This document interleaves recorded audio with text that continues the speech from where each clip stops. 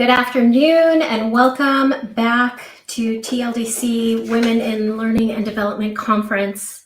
My name is Cyndi Nagel. I am a talent development manager for Belkin International, and I have the honor of introducing our last speaker of the day, who I happen to have met in person, and I actually have been following her for a long time, so really thankful that she's able to share with us some expertise today. So we have today Kimberly Go, who specializes in creating interactive training videos that drive business results with expertise in action mapping, beyond animation, and storyline 360. With a background in computer science, and also she's certified in e-learning instructional design from the University of California in Irvine. She has served clients across various industries, and as the founder of Interactive Skills Academy, Kimberly also shares her knowledge through free tutorials for instructional designers on her YouTube channel at Kimberly Go. So I'll be sure to put that link in the chat, but I'm going to go ahead and invite Kim to go ahead and share her screen. Thank you for being here. We're looking forward to the session. For those of you that may have questions, there is a Q&A pod. So you're looking at the chat by default, and right below the chat icon is a Q&A pod. So if you have a question, please put it there, and then you can vote for the questions that you want to hear the most. So we'll have time to go through Kim's presentation and then address some Q&A at the end. Thank you for joining us, Kim. I'm going to go ahead and kick myself off stage. Okay, thank you. Thank you, Cyndi. Sure. Okay, let's see if I can hide myself here. Hello, everybody. This is Kimberly Go. So I'm really honored and excited to be here presenting to you folks on a topic that I really love. And I wanted to, before I get started, I just wanted to fill in a couple other things about myself that might be of interest to you. I originally, had a computer science background, and I didn't love it a lot. And I was trying to do marketing, and I did some business consulting. I just did a whole bunch of things, right? I ended up in ed tech. That was actually kind of the way I transitioned into the e-learning instructional design field, was I was doing ed tech. But then at some point I realized I didn't really want to be working with kids. I wanted to work with adults. So that was how I made the leap. And then I specialized within the instructional design field. I ended up specializing, niching down even further into interactive stories and interactive videos. So I'm kind of in this niche area, and that's what led me to, doing what I'm doing today. So I'm going to be talking about, productivity hacks, of course, and this is thankfully applicable to everyone, no matter what background you have, whether you're a former educator trying to transition to instructional design, or if you're a learning and development professional, just a business executive. Everybody needs productivity hacks because we all need more time in our day. So that's kind of what we're going to be talking about today. And I'm going to share my screen now, and let's go like this. All right, so this is the first question, and I'm going to rely on Cyndi to read off some answers. But the question that I have for you, and you could just, put it into the chat, what's the purpose of productivity? Like a word or a short little sentence. What do you think? And then Cyndi, if you could just read those off.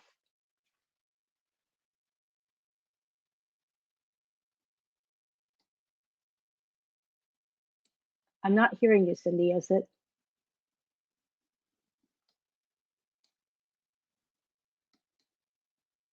Cyndi, I'm not hearing you. Are you muted? Oh, sorry. Okay, so when you're ready, just read things off. So the purpose: to get things done, achieving goals, to produce, to save time, to reach goals, not wasting time and getting things done. Let's see, we also see to get projects completed, directed energy that helps us achieve a goal, efficiency, deliverables, purpose, accomplishment, achieving goals, and ensuring you're on track. So lots of good answers. Wow, those are great answers, and they're all right? There are so many definitions of productivity. So here's my working definition of productivity these days. Productivity is freedom to pursue what's most important to you. All right. And so to frame this up, I'm going to give you a snapshot of my life back in 2018, kind of before everything got started for me, and just as it was getting started. So this is what my life was like back then. So I had received my certification in e-learning and instructional design from University of California, Irvine. I just got that. I'm launching my freelance career, and I've got one client who I met through Association of Talent Development, Orange County. I was in an in-person networking thing, was introduced to someone. I got this one client, real excited. I'm like, she's giving me a lot of work, so that's really great. And I am completely overwhelmed by tasks, because not only am I trying to serve my client's needs in developing her whole, that whole project, I'm also trying to get my portfolio up and running, and I'm trying to line up more clients for the, after this one ends, and I'm trying to get my business started and applying for my LLC. I'm just doing all these things, and I'm just overwhelmed, and it's crazy. So that's kind of what my life was like back then, and I knew I sort of needed some help. So I discovered these hacks, and this is what my life is like today. So now, several years later, I'm running my own YouTube channel. I am selling online courses, and specifically on branching scenarios, action mapping, and storytelling for instructional designers. And clients now discover me through YouTube and search and Google search. So it's a very different life than what it was back then, and it's all due to really the power of these particular hacks. So I'm going to share this hack number one. Hack number one is stop doing stuff. And it's interesting because instead of starting to do something, you've got to actually stop. And the way that this is best understood is by looking at this diagram here. So this diagram, the 4 zones of productivity, this is actually derived from something from Michael Hyatt, who's a productivity specialist, in his book, Free to Focus. And I adapted this and kind of changed it up because I felt that this was a little bit clearer to understand. So you've got proficiency on this on this line here. This grid is going from low proficiency to high proficiency. And on this side, you've got passion, low to high passion. So in the place where these two, high passion, high proficiency, intersect, you've got the desire zone. And the desire zone says this is like your peak passion and proficiency. It's the place where you get the highest ROI, you enjoy it, you're getting great results. And the phrase that goes through my mind when I'm in that zone is, I can't believe that they're paying me to do this. It's just a great place to be, right? So that's the desire zone. And then number 2 is the distraction zone. So this is where we many times end up living a lot of our lives. This could be like things like, Netflix binge watching and social media, stuff like that. So these are exciting things, possibly massive time wasters. And your passion can mask your proficiency. So I'm going to tell you a short little story about like one of the things that was happening to me in the distraction zone was I got really interested at one point in like learning how to do iPhone photography. And I took a bunch of classes, and I was like taking pictures everywhere. I started an Instagram page, and I'm putting stuff out there on Instagram. And the reality was my passion masked my proficiency. I mean, they were good, but I wasn't going to like make any money off of it. I really wasn't going to do anything. I wasn't becoming a professional photographer. So I was so excited about it, but really the passion masked my proficiency. And so the way I could tell was like, it's lower ROI, right? I'm not getting a lot of return on investment, not generating measurable results, except that I enjoyed it. That's what distraction zone is for, enjoyment. Sometimes, just distracting. And then you've got number 3. Zone 3 is the disinterest zone. And unfortunately, many times as learning and development professionals, we sometimes end up being in this category. So this is where you might be good at the tasks, but you're bored with them. And these tasks can drain your energy, and they're good candidates for eliminating, delegating, or automating, right? So, a lot of things can fall. You can think probably of a lot of things that fall into your disinterest zone. And then number 4, which is the worst place to live, it's the drudgery zone. You're neither passionate nor proficient at these tasks. A lot of wasted time and energy. Again, best to eliminate, delegate, and automate these types of tasks. So what I did, the first thing I did was I actually did, before I go on, I don't want to forget, the most important zone of all, in my opinion, is number 5, the hidden zone, the development zone, right? So this is where you're developing a new skill, exploring a new area. Possibly it'll eventually move into the desire zone. So the way, for instance, when I graduated from the UCI's instructional design certification program, I had some level of skill with storyline. I mean, I'd learned some stuff because of the capstone project, but I wasn't really that good at it. So that was storyline proficiency fell into my development zone, and I worked on it, and eventually it became more of a desire zone type of activity for me. So those are the 5 zones, sort of theoretically. So let's look now. What I ended up doing was I did a task analysis on my own life. And those of you who are learning development or instructional design, you know all about task analysis, right? We do it for our the people that we're serving, our learners, or the tasks that are being presented to us in projects at work, but we rarely turn the lens on ourselves to do a task analysis of our own lives. So I did that. I said, okay, what's my desire zone? In this case, it was, I knew by this time I wanted to focus on creating interactive videos and branching scenarios. I wanted to work with clients, but I wanted to work with, the clients that were really kind of good clients, not the, the ones with a lot that brought a lot of challenge to me, and a challenge in a bad way. Okay, like that's challenge in a nice way of saying it, but the problem clients, I don't want that. And I do want to work on improving my website and online portfolio. So those were, 3 sample examples of what could be in the desire zone for me at that time. Then I looked and said, okay, what falls into distraction zone for me? And the obvious answer was scrolling on social media, because, like late night scrolling, you all have been there. My second thing that happened was I was checking email much too frequently. And the problem is that when you check email, it's like a drug. I mean, you end up like, or social media, you're constantly being pulled out of your deep thought and ability to do deep work because you're doing distracting things. And then my last area that I threw in here was like buying and reading too many physical books, because I'm not a real Netflix person. I actually don't do a lot of binge watching on Netflix, but I was binge reading a lot of stuff. I was buying books, and I have a huge bookshelf out there, and that's like crammed full of books. So I was managing the clutter related to the books. I was reading them, and I was just basically absorbing, but not doing anything with. So like I wasn't putting most of those concepts into practice. I was just absorbing them. So that's why I categorize that in distraction zone.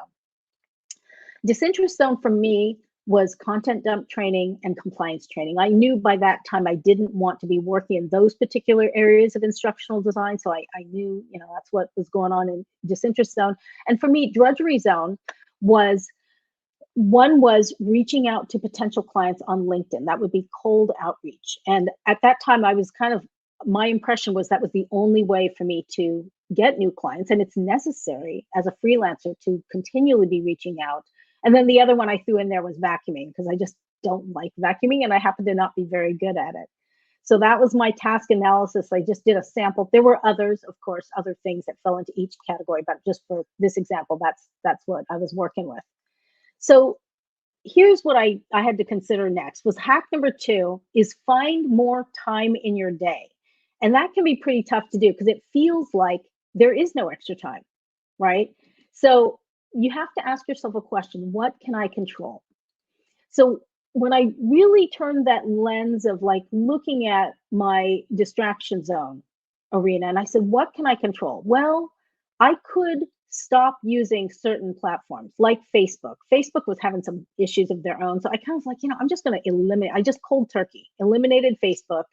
I ended up stopping doing my iPhone photos. So I had no reason to be hanging out on Instagram posting stuff anymore. So that went away. And then lastly, because I had made the decision to get away from ed tech and into instructional design and e-learning, I was able to reduce my Twitter use, because at that time, or I guess X use, right? But at that time, the educational community was mainly on Twitter. And I moved more toward LinkedIn. That was the one social platform I really decided I was going to keep. So that was one of the main things I did, was I reduced interruptions from social media. And the other thing I did was I decided to check email 3 times a day: morning, noon, and evening. And that also was it was a big mental shift. I still check, more often than that, especially if I'm working with a client. But I really tried to condense it down, because a lot of times it was just too much. And then lastly, I just turned off most of the notifications on my phone. And that was a huge, huge change. So that's elimination, reducing interruptions. Automating was, I started listening to books on Audible. instead of buying physical books and reading them. And that saved me both space, because now I'm no longer spending time reading the books physically. I could do it, maybe while I'm doing something else. And I don't have to worry about the clutter. So I don't have to spend time decluttering or storing books or moving them around. So that saved me both space and time.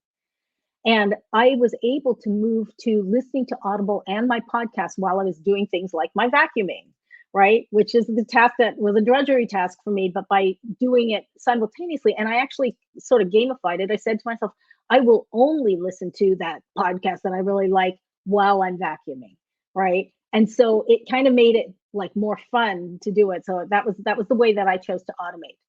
The area of challenge for me was delegation, because I'm a solopreneur.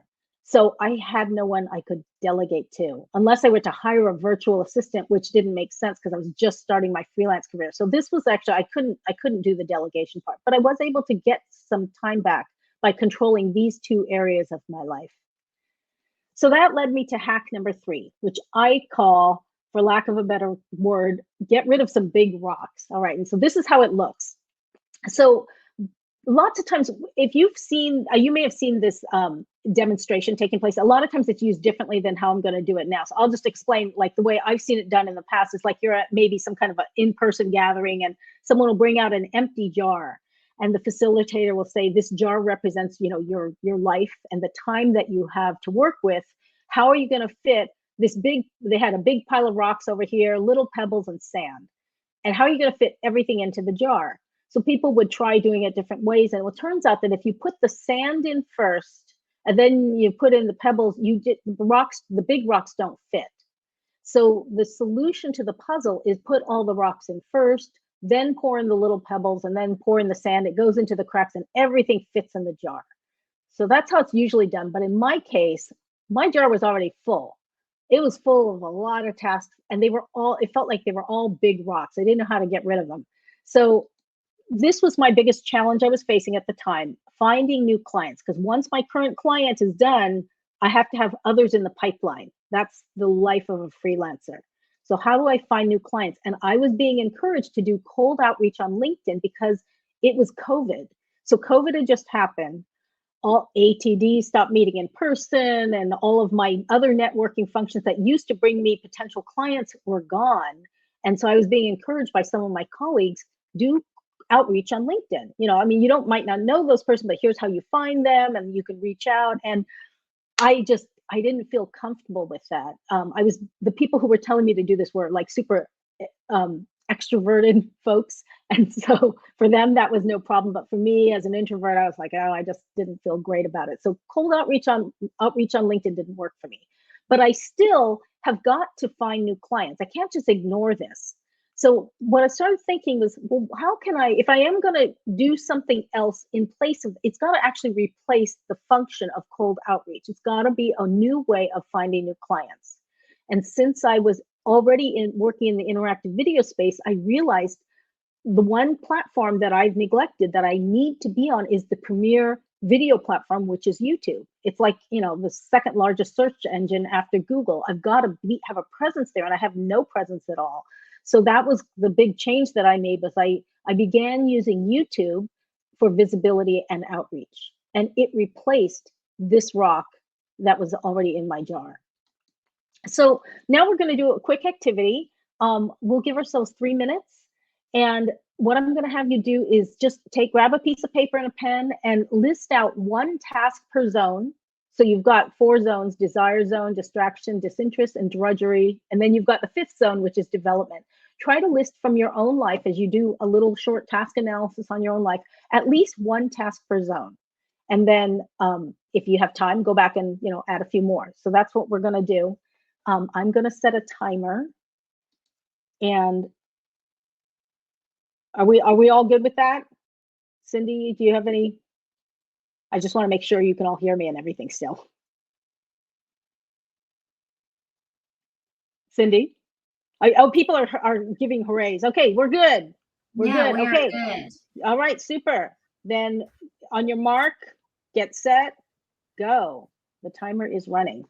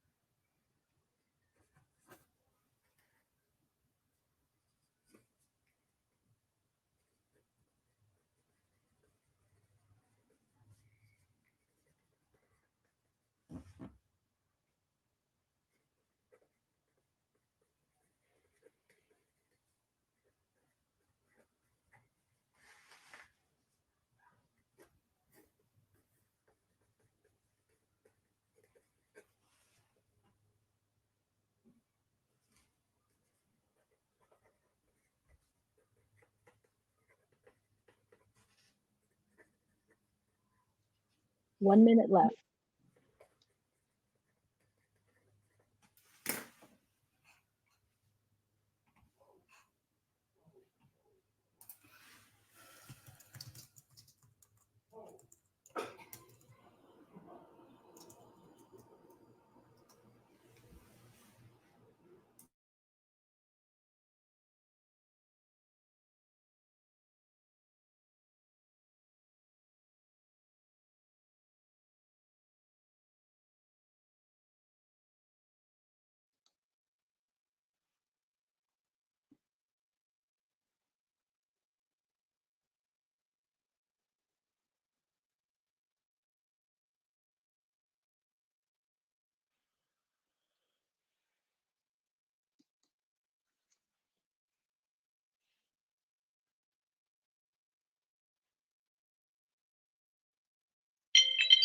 All right, that's it on time.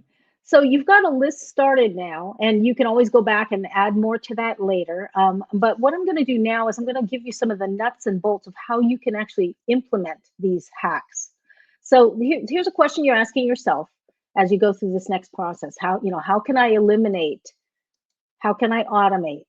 How can I delegate? These are the things that are outside of your desire zone. And obviously you can't, you know, eliminate as many non-desire zone tasks as possible, but you can't do everything, of course. And you still have to do life. You still have a boss. You still got maybe kids. And I mean, there's things that we all have to do, but you just try to, shrink down these other non-desire zone tasks as much as possible. So there's time to do other things that you do desire. And I am going to share a resource page at the end of this talk that will give you, kind of how you can explore this further. But the last hack is using constraints to get traction. And this is kind of where, the challenge is that you can go to a productivity thing, but if you don't figure out how to actually make it happen on a kind of a regular basis, it remains theoretical. So what I love about this is that it's a very practical thing. So what I do, this is how I manage things. So I start in that desire zone area, and I try to identify 10 desire zone projects for myself. And I do this actually on an annual basis. I do it, like around New Year's. All right. So this is my version. Instead of New Year's resolutions, I've got my top 10 goals. And so you can see, I'll just read off some. This is just an example. And what I do is I give it a phrase, like a verb. So, right, you start with a verb, upload, in my case, 10 YouTube videos on AI tools. And then I give it a date, by June 31st. Speak at the Women in L&D conference, March 25th. Complete project for client A by May 31st, project for client B on the October, and then October 31st, and then client C is December 31st. Finish some particular professional development course that isn't yet named here, but like I've got one course that I plan to do by May 31st. Going to be speaking in Janet DiVincenzo's class at UCI, project management, on April 31st. And I'm going to update my Interactive Skills Academy course, workout, so 5 times a week. That's an ongoing thing. And lastly, listen to 12 books on Audible for personal development by the end of the year.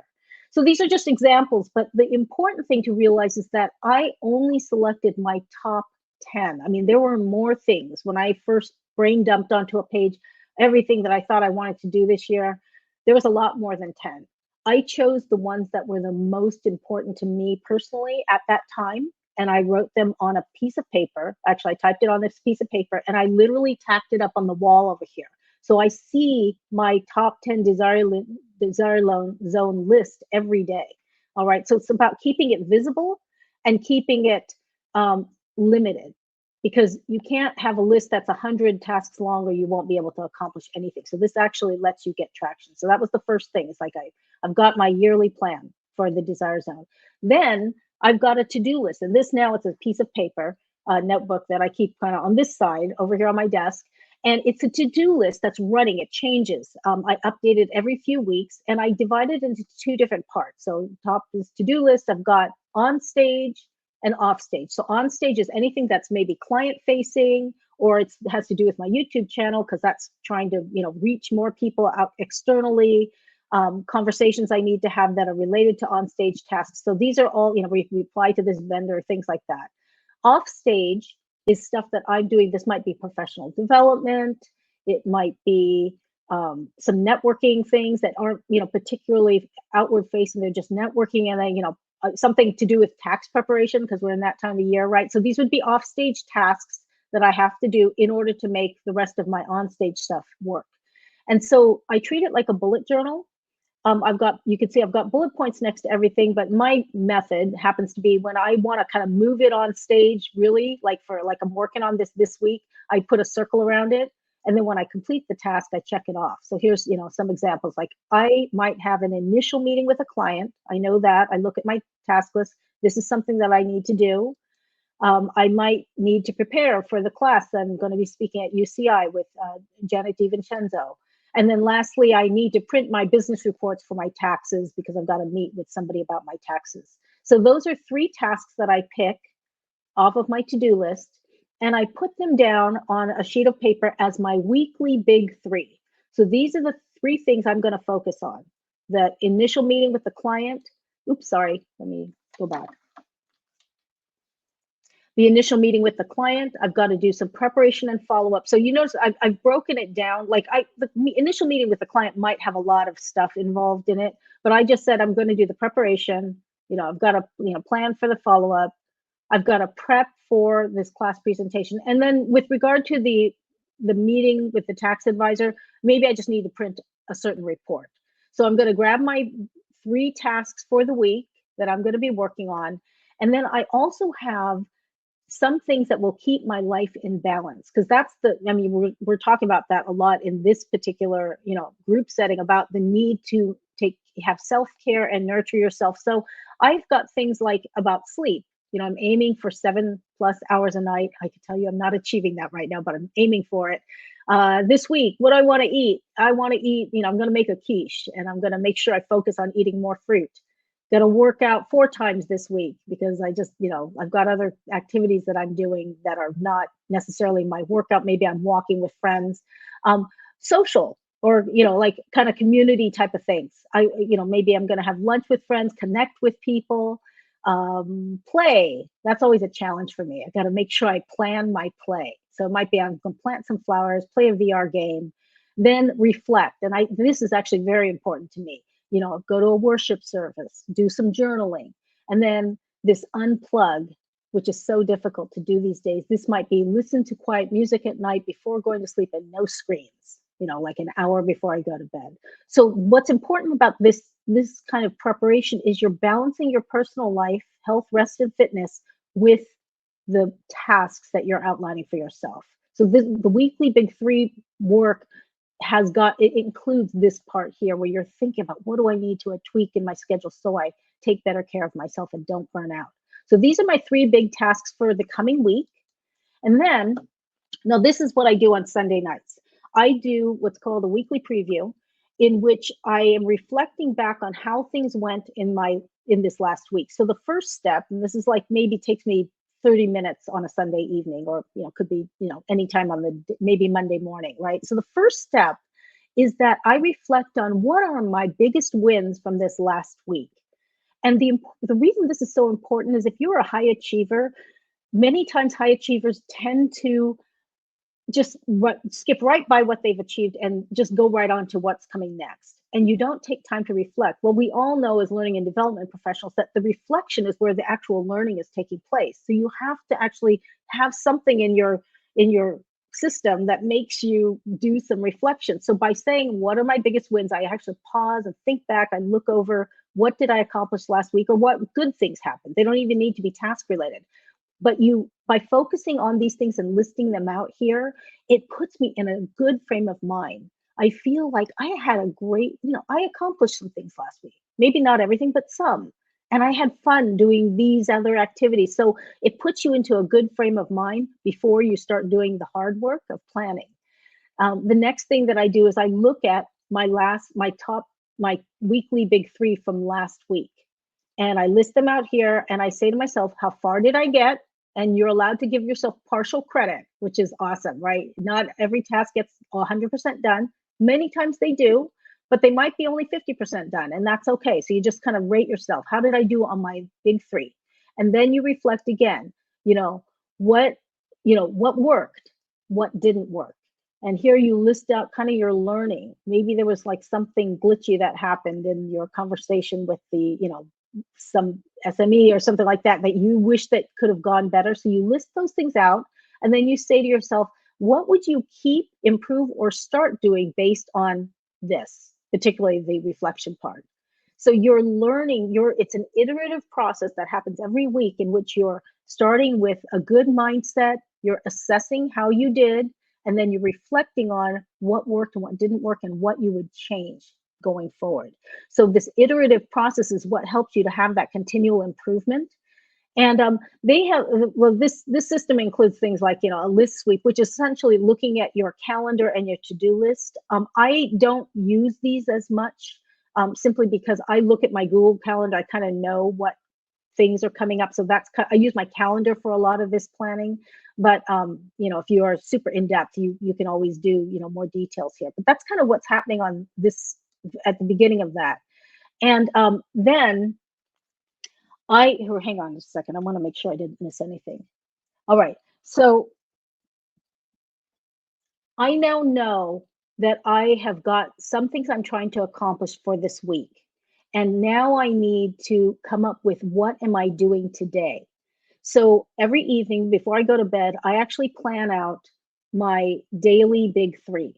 And it's coming from my weekly big three, but every chunk of that, where you chunk them down into tasks, right? So I pick I pick a step either from all three of the tasks, or maybe I focus on one task. I'm doing 3 steps, but I choose a daily big three task that I want to accomplish today, that I can fit on a Post-it note. And that's where the constraint comes in, because it's literally a Post-it note that is like, a regular size Post-it note. And I write it down. So you can see I bullet pointed the things. This was, create the PowerPoint for the slides for Janet D presentation, print out business report for taxes, prep for a meeting with client A, with client A. And then I wrote at the top, this is not a real task. It's just workout, to remember to work out, right? So this is like what happens on, say, Monday. And this Post-it note, I put it there on my computer. That's kind of my way of reminding myself, this is what I'm working on today. And I think it's the fact that it's constrained to, it's not a laundry list. It's not my whole to-do list. It's constrained to a Post-it note. And if it ever starts getting too crowded as I'm writing it, I'm tempted to put a 4th bullet point. I know I'm taking on too much, because the goal here is that, obviously I'm going to do other stuff during the day besides these things, but I must get these 3 things done. Or in my mind, I'm trying very hard to get those 3 things done. So at the end of the day, most of the time, I've check marked those 3 things. So I can go to sleep saying to myself, I finished what I set out to do. And I can tell you, that's the biggest difference for me versus what I used to do. I used to create a laundry list that my to-do list was like just several sheets sometimes. And every night I'd go to sleep thinking, I failed. I mean, internally, I didn't accomplish everything on my to-do list. Well, the to-do list was 100, tasks long. Of course I'm not going to, but you just have this feeling of, so if you fail in your mind, if you fail too often, you start getting in a defeatist attitude. The good thing about using this method is that you can accomplish the 3 things that are on your Post-it note. And if you ever get stuck, you ask yourself the question, what's the next right step? And that prevents you from having that overwhelming feeling of, oh, there's so many tasks to do. No, just what's the next right step? And I think asking that question, again, it pulls you into a I can do this mindset, which is very empowering. So that's it. And so now we've got this. So this is the link. I will put it into the chat, but the interactivestory.com/productivity, that's my website. This is a resource page. It'll just lead you to some, just a resource that will help you take this beyond what we've talked about today, because I can't obviously get into the nuts and bolts of everything, but I'm going to go into the chat now and throw that link into the chat so you can all grab that. And yeah, and you're welcome to share that link, with other people too. But I think that you'll find it helpful. It was very helpful for me. And now we have time for Q&A. Oh, wow, I finished really early. We have lots of time for Q&A. Yeah, we do have a lot of time. Thank you so much for sharing. Absolutely. I think all of those tips are really good. And look, I love the comment that my ADHD thanks you. Yeah, absolutely right. I wanted to comment that, I'm Latina, and one of the challenges with being Hispanic is that my culture is a servant culture, and so I tend to kind of have a hard time saying no. Oh, somebody needs something? Oh, absolutely, I can help you. I know how to do that. I can help you. And so, yeah, this is it's important one that I need to keep reminding myself that I can say no and it'll be okay, or I can put them off to somebody else that can help. And I do that every day at the work at my office. So, I get a lot of requests. DEI training, absolutely. It's one of my favorite things to create. But we have a senior DEI community manager, and he can do that too. So I have to like remind myself that in order to stay focused on the work stuff, I have to be able to say no to what I can't handle. So I appreciate your ideas for being focused in the top 10, right? The top 10. Yeah. We do have a question in the chat, and a couple of them. So one of them is, I'm going to show it on stage. What is your process for finding new clients? So, well, it used to be, go to the networking functions and pass out a bunch of business cards, right? That was all pre-COVID. And then it was like trying to do outreach on LinkedIn and, attend conferences and all that stuff. So, but then everything changed because for me, and this is very unique to me, I think because I'm in the video space, interactive video. So that's the reason I'm on YouTube. I actually don't do a lot of external, as much outreach anymore. People find me because because I'm creating content on YouTube, in this case, actually for other instructional designers as free tutorials and resources. But because I am doing that and I am active on LinkedIn, people tend to find me because they're literally searching for, interactive video or branching scenarios or action mapping. When they search for those search terms, I'm popping up in Google search and on YouTube search for those terms. And so most of my inbound traffic now from a client perspective is like, I asked them, how did you find me? I saw you on YouTube. That's that's like most of the time what they say. And then they went to my website. I mean, I've got the traditional portfolio and stuff too, but the actual place where they find me is through search. And I mean, as I said, I think that's kind of unique. Not everybody is going to get onto YouTube and start creating stuff on a channel, but that happened to work for me. But the portfolio is the most important thing, I really think, for anybody. You do have to have a portfolio so people have a place to go to see your work. Mm-hmm. Yeah, I absolutely agree. I think that one of the genius things you did was really focus on that interactive video and make that your specialty, right? Like your niche. And so, yeah, you pop up. Absolutely. The YouTube's going to kind of have that algorithm built in where it's taking that from your description or it's taking that from the content of within your video to kind of help people when they do a search, right? So I love that. All right, another question in the pod. I'm going to mark that one answered. The second question in here is, how do you separate productivity from your sense of self-worth? It's a slippery slope.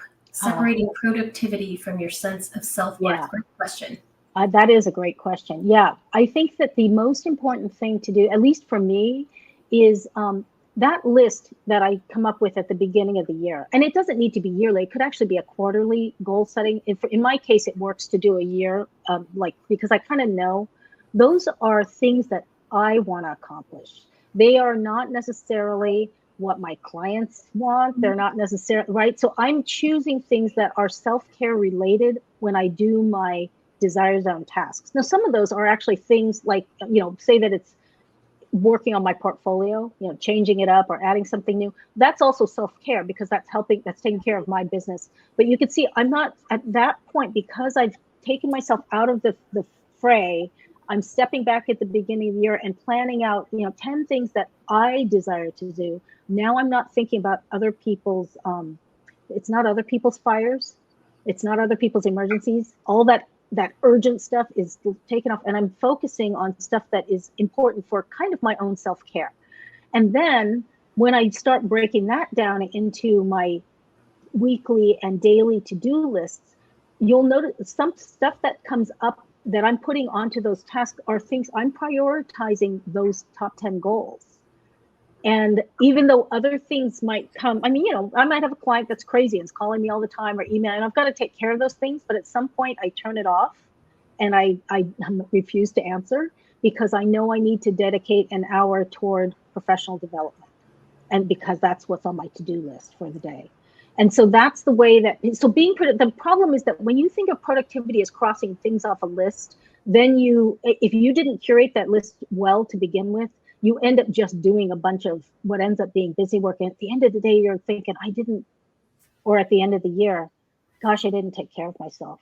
I didn't take care of my relationships. That feeling of being out of balance comes from not choosing the tasks that are most important up front. Sure. Yeah. Right. That's how I look at it. Ends up at burnout.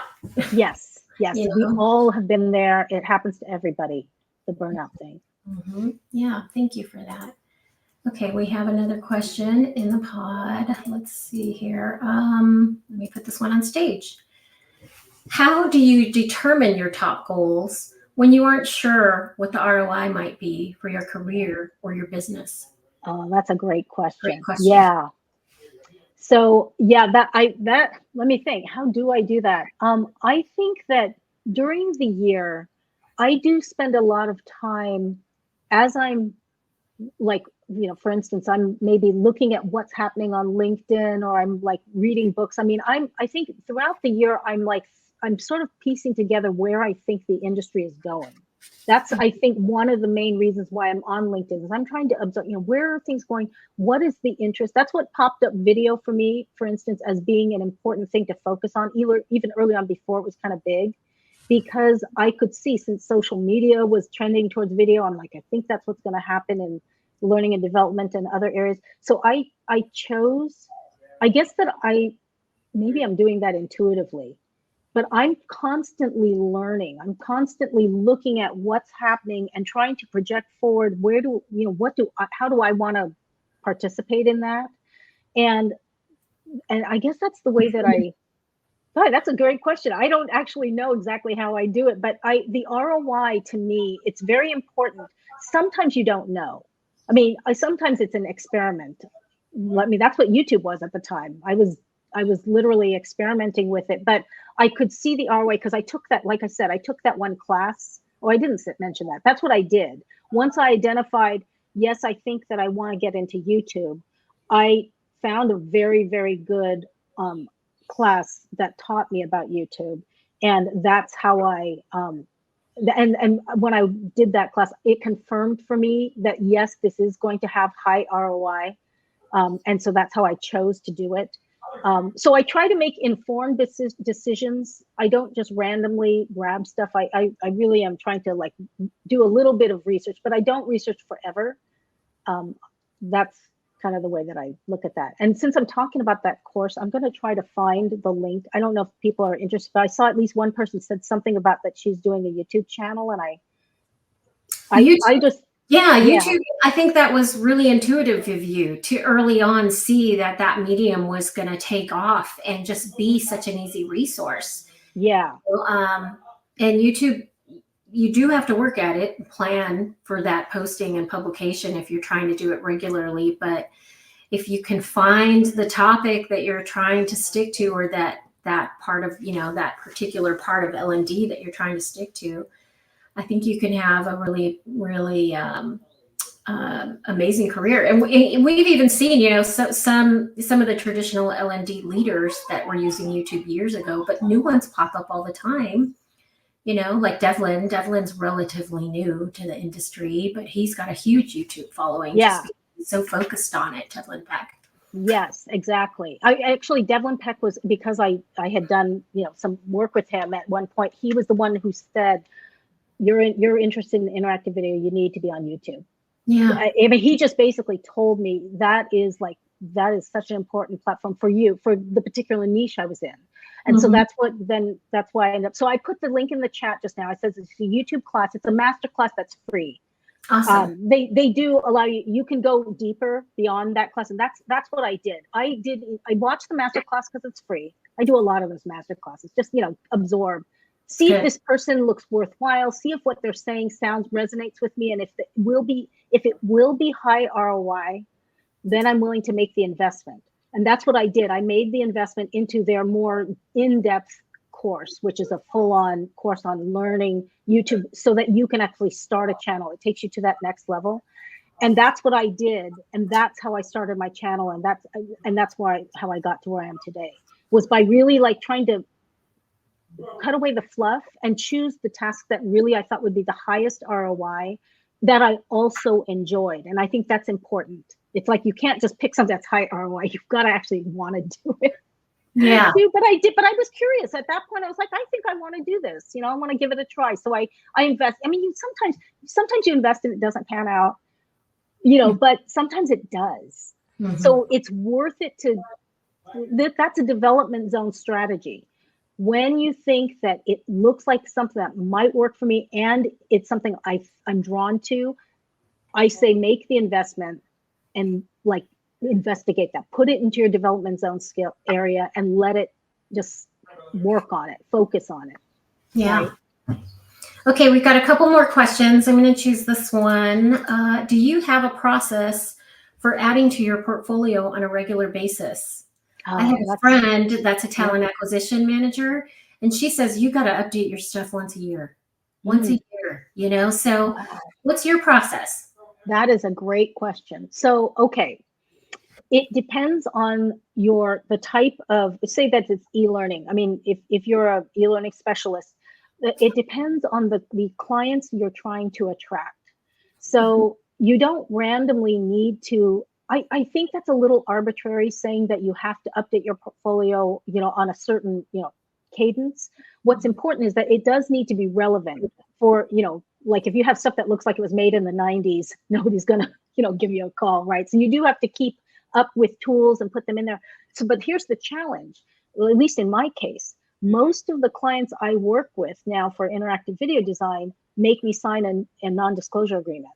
So I cannot put those projects on, I mean, I can't put them onto my portfolio. So I had to choose topics that were representative of, in my case, the sort of these types of interactive video that I do. And I just have, you know, like one's in Beyond with the contemporary characters, and one is in Beyond with the, you know, the business friendly guys, and one is a live video. So I did stuff that was representative and that showed off my methodology, and then just said, you know, jump on a 30-minute call if you'd like to learn more, because I can't, you know, I can't do everything. And updating too frequently would also probably take me outside of my desire zone, because I need, in my case, I have to focus on updating my YouTube channel regularly. That's actually one of my primary focuses, because it's the top of the funnel for me. So I'm spending this year, I'm spending much more time focused on my YouTube channel as opposed to last year where I was focused on building up my courses. And then before that, I was working on my portfolio. The one other learning that I got about early on was you don't want to ever put stuff on your portfolio that is actually what you don't want to do, even if you're good at it. For instance, when I first got started with in e-learning, the first tool I used was Captivate because it was cheap. I mean, less expensive than Articulate Storyline. So I had built out a whole thing with a volunteer project that was in Captivate. And I put it on my portfolio and I was going forward. And then I thought to myself, I actually don't want to do any Captivate development because it was a not great experience. So I had the challenge of like, do I want to keep it there? Because that's like the only thing I've got. I'm like, you know what? No, I need to develop something in Storyline. I see a lot of smiley faces. I need to develop a short piece in Storyline instead, and then something in Beyond, and put those on. I actually had to take my Captivate thing down, and it hurt because it's like I worked so hard on that thing, and they were letting me put it there because it was a nonprofit. They didn't have an NDA for me to sign, but you know, and it was like, but I knew if I put Captivate out there, I'm going to attract clients who want me to develop and Captivate, and I don't want to. Yeah. So you have to pick your battles or pick your portfolio pieces wisely so that you attract the clients in the niche and the space that you want to do. I will also say that although interactive video works, you know, that's like my specialty and what it works. The challenge with it is because it's a kind of a narrower scope. I don't have as many types of representation of e-learning things that other people would have.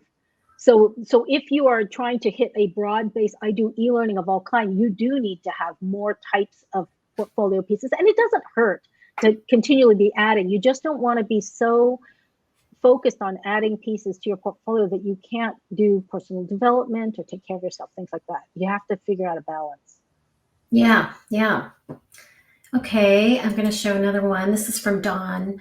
What would you recommend as a good first steps for someone searching for their niche in story building scenarios or interactive learning experience? Wow.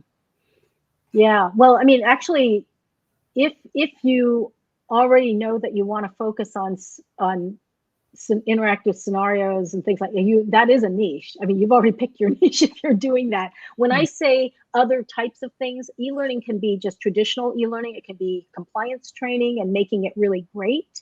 It can be, micro learning. I mean, those are all different types of e-learning. So choosing to do something that's particularly focused on story-based type of things is neat. You've already niched down. Right. So, I mean, for instance, if you're a person who, for instance, is interested in interactive storytelling, I mean, that's, you can, follow the people who are in that arena. I mean, I'm one of them. I do have courses on my it's called the it's called Interactive Skills Academy. Sorry.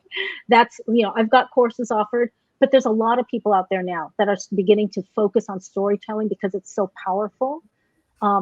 Start free with the free stuff, not Google, go on YouTube, search up the interactive storytelling, see what comes up and watch the things and see the types of teachers that resonate with you when you watch them for free, and then pursue their other stuff in more depth. So yeah, niche picking is always hard. A lot of it has to do with what you like and also what you think is going to give you ROI. So you need to have kind of both pieces to it. You don't want to pick something that's, I remember, if you pick something super technical, it is a niche, and like super in-depth and very, very narrow focus, it's a niche. But if there isn't enough demand in the marketplace, like clients don't want that or businesses don't need that, then you kind of niche down too far. So you gotta get that balance. Otherwise you're not gonna, get any client work at all. Yeah. Okay, we have time for maybe one more. We got about 5 minutes left. Mm-hmm. So Tommy asks, how about SEO? She Googles interactive video and one of your videos hit the top. Yeah, that was amazing to me when that happened. I do a lot of keyword research. That's what I learned when I took that class, that YouTube class that I put in there. They taught me how to do search engine optimization, the SEO stuff, for both Google as well as on YouTube, because YouTube search is different than Google search, although they're owned by the same company. So that's the reason why you see my video pop up in Google search, is because Google owns YouTube. So because I focused on YouTube, and they're now becoming more, they realize that they don't want a big blog that they have to read as an answer. When you put in a search in Google, you would kind of like to see a friendly face and a video answer.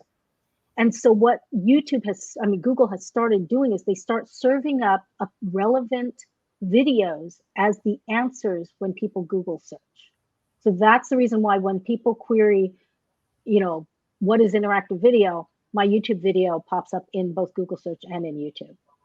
So yeah, I think it's actually very important if you are doing things like trying to become a search-based, person. It's important to learn that skill. Yeah. So are you actually to the point in YouTube where you're earning an income from your videos? Like, I do earn some. That's so great. Yeah, it is. I learned it all through that class. Wow, like how to do that. It's not obvious. Passive income. Yeah. Yeah, that's great. I tell you. Well, that's the other thing. As a freelancer, they always say freelancers, it's feast or famine, and that is super true. So not only do you have to think about filling up your client pipeline, but in those times when there are no clients, you've got to have some other, either a big savings account or other forms of income. So you can see I've diversified my income stream. I have my YouTube videos, which generate their own passive income. I've got some affiliate program stuff I've got some brand deal stuff that's making that happen. And then I've got my courses. So I've got kind of this different ways of getting income, and then I don't freak out as much when the client pipeline is dry. Yeah. But hopefully that will not last too long. I mean, I do have to keep focused on that as well. So it's kind of like you're kind of balancing it out. But yeah, that's you're doing great. Thank you so much for sharing all this. And you know what?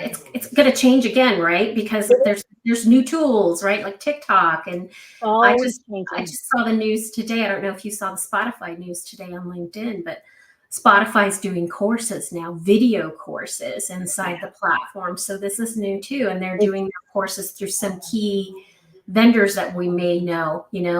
Maestro, Thinkific, and I can't remember who the third one is, but so it's always changing, and I love that one of your goals is self-learning development, right? So that's important. Yeah.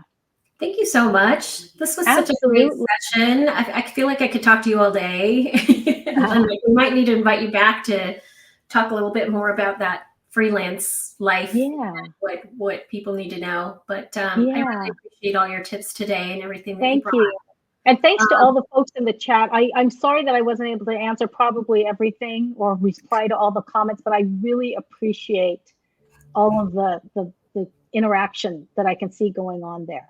We got a comment that everything was amazing, info, inspiring, encouraging, and thank you. That came from Teresa. So lots of good comments in there. So for those of you that want to go back and rewatch this, of course, the replay will be available as soon as we end the session. And this kind of brings us to the end of the day. This was our last session for today. So I don't know about you, but I have a million thoughts and ideas. I'm super inspired by all the women that shared. Thank you so much. Thank you. And I hope that, we'll they'll be able to stay in touch with all you folks. I mean, you can reach out to me on LinkedIn and connect there. Mention that you were in this particular session, and I'll connect with you and we can continue the conversation. Let's do it. Yeah. All right. So thank you everyone for attending. We hope to see you in the morning for day 2 of Women in L&D. We still have about 300 free seats available. So get the word out, put it on your networks, share what an amazing day this was. And we've got 4 more days of this. So please come back tomorrow and make sure to visit the tables too in between. Thank you, everybody.